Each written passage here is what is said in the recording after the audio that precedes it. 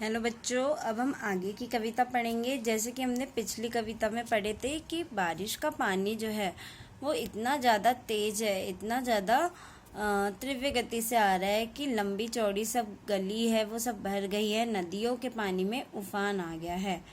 तो इस प्रकार हम अब आगे की कहानी को पढ़ेंगे। आपको हमारे साथ उंगली रखना है। गुल्लक भारी अपनी खोलो, हल्की मेरी नहीं टटोलो, पैसे नए नए ही रोलो। यहाँ पे रोलो शब्द का अर्थ है सिक्के को लुढ़काना। अब यहाँ पे कवि कहते हैं कि बच्चों बारिश हो रही है तो आप सभी ऐसा करो, अपनी अपनी गुल्लक खोलो। यानी आप लोग गुल्लक में क्या करते हो, पैसे डालते हो, है ना, पैसे जमा करते हो कि हमारे पास कितने पैसे जमा हुए हैं।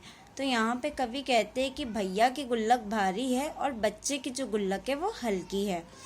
तो जो बच्चा है वो अपने भैया से कहता है कि भैया आप मेरी गुल्लक को नहीं टटोलो, बल्कि आप अपनी गुल्लक में से पैसे निकालो क्योंकि आपके पास ज़्यादा पैसे हैं, पैसे नए नए ही रोलो। फिर जो बच्चा है वो अपने भैया से कहता है कि तुम्हारे गुल्लक में जो पैसे हैं उन उन पैसों को तुम निकालो, उन सिक्कों को तुम लुढ़काओ। अब हम आगे की कविता पढ़ेंगे और आपको फिर उंगली रखते जाना है। फिर बाजार लपक तुम लाओ, भैया मेरे जल्दी आओ। अब कवि कहते हैं कि यदि तुम्हें बारिश का आनंद लेना है, मज़ा लेना है, तुम सबसे पहले जाओ और बाजार जाओ, बाजार में से सामान लेके आओ और उसके बाद तुम बारिश का मज़ा लो। तो जो भैया है वो बहाना बना रहे हैं कि बारिश हो रही है तो इस बारिश में मैं बाजार नहीं जा सकता। इसका कारण ये है कि भैया जो है वो बाजार से कागज लाकर नाव बनाने में आलस कर रहे हैं। वो सोच रहे कि मैं किस प्रकार से बारिश में बाजार जाऊं, कागज लाऊं, फिर नाव बनाऊं। तो जो भैया है वो बाजार जाने के लिए आलस करते हैं। ले आओ कागज चमकीला, लाल हरा या नीला पीला, रंग बिरंगा खूब रंगीला। तो बच्चों जैसा कि आपको पता है आजकल क्राफ्ट पेपर आते हैं, अलग अलग रंग के होते हैं, कुछ लाल होते हैं, कुछ नीले, कुछ हरे, कुछ पीले। तो यहाँ पे कवि कहते हैं कि वे बच्चों से कहते हैं कि बाजार जाके तुम रंग बिरंगे कागज ला सकते हो, सुंदर सुंदर, जिससे कि तुम रंग बिरंगी नाव बना सकते हो और उस नाव को बनाकर पानी में चला सकते हो। कैची चुटकी हाथ चलाओ, भैया मेरे जल्दी आओ।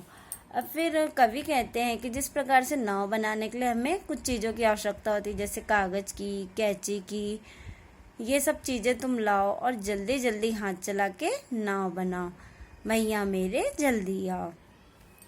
छप छप कर कूड़े से अड़ती बूंदो लहरों, लड़ती बढ़ती सबकी आंखों चढ़ती गढ़ती।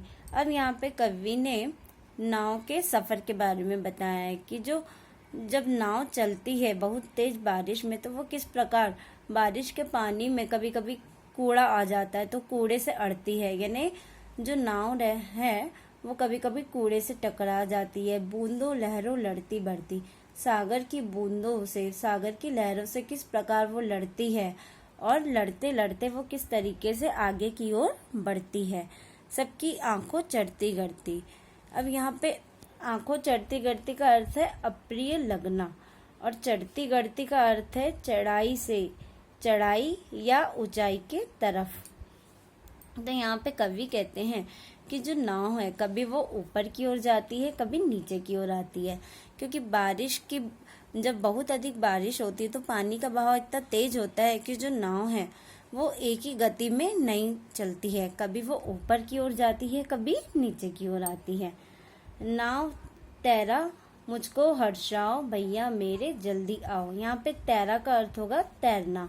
तो कवि कहते हैं कि नाव तुम ऐसा करो कि तुम मुझे तैराओ, मीन्स मुझे पानी में एक जगह से दूसरी जगह तैरा के ले जाओ, जिससे कि मुझे खुशी होगी। हर्षाना, हर्षाना का अर्थ होता है खुश करना या आगे वाले को प्रसन्न करना। तो कवि कहते हैं कि हे नाव तुम मुझे अपने साथ बिठाओ और आगे तैराओ, भैया मेरे जल्दी आओ। तो इस प्रकार कवि कहते हैं कि नाव की जो कहानी है उसके संघर्ष का वर्णन इस कविता में करते हैं। क्या कहते हैं क्या बस का, क्यों तब फिर या किसके बस का, खोट सभी है बस आलस का, आलस छोड़ो सब कर पाओ, भैया मेरे जल्दी आओ। अब आखिरी के पैराग्राफ में कवि कहते हैं कि जो बच्चे हैं, कवि ने एक संदेश दिया है नाव के माध्यम से कि यदि हम आलस का सहारा लेंगे किसी कार्य को करने के लिए तो हम उस कार्य को कभी नहीं कर पाएंगे।